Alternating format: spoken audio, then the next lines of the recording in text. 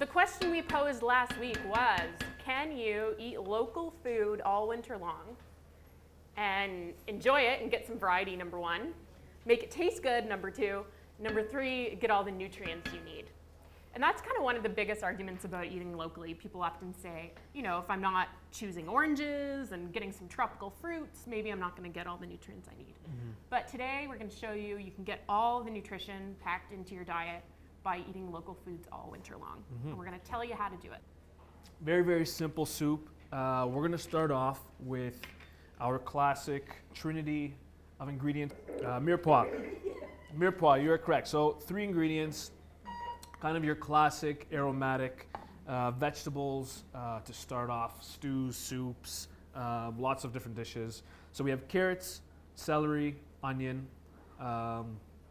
very plain, I guess, on their own, but not only can you get these locally, they taste fantastic, especially together. So we're going to add them to a pot. I have some in here already simmering. They were simmering about 5 minutes. So just a little bit of oil, medium heat. Okay, we don't need to be aggressive. Soups and stews generally appreciate the slower and lower approach to cooking. So if you do have a little bit of time, turn the heat down and let it go for a little bit longer. So this has been cooking probably, let's say maybe almost 10 minutes now. So nice and soft. We have a little bit of color. They're not burnt, which you can see. That's due to the low heat, which is important. We like sage. For me, it reminds me of 2 things. One, stuffing, and the next one is Swiss chalet sauce for some reason.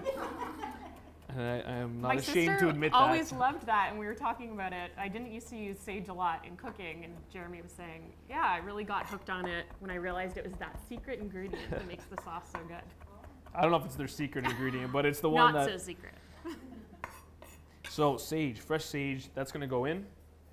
And another great ingredient that works really, really well with squash and pumpkin and sort of root vegetables is cumin. Ground cumin, just a little bit. We're just adding about a teaspoon. I think it really elevates it. If you don't like some of the stronger, more aromatic spices, you can definitely don't use anything at all, or use maybe something like coriander seed is really, really nice. I'm getting that look. It doesn't taste like cilantro. It doesn't taste like cilantro.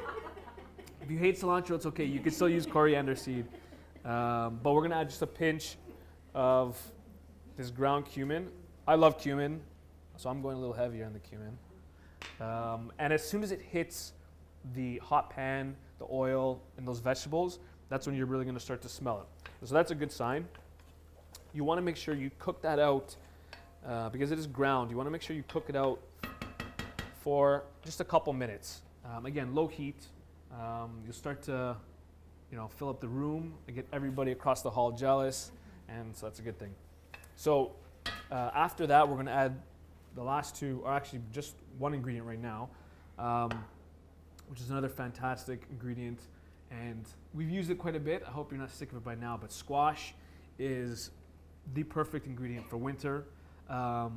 It is a great local ingredient. Now, we don't continue to grow these throughout the winter.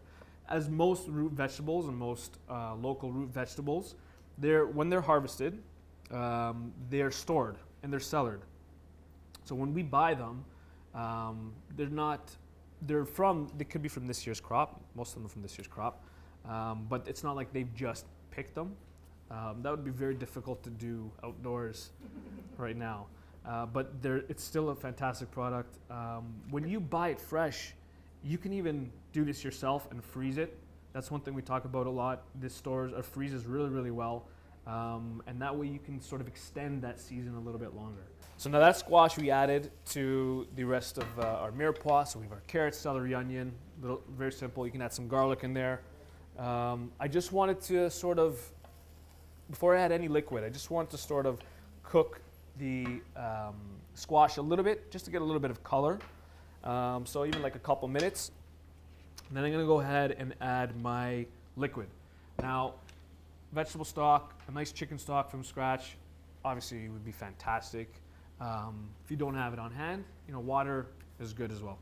So we're going to add about 6 cups There's a beautiful recipe for vegetable stock and one for beef broth on our YouTube channel. So if you go to YouTube/Elixir Kitchen, you can find those. So this is gonna come up to a simmer, and we're gonna let this go for 20 minutes. I mean, it's only until the squash is soft enough.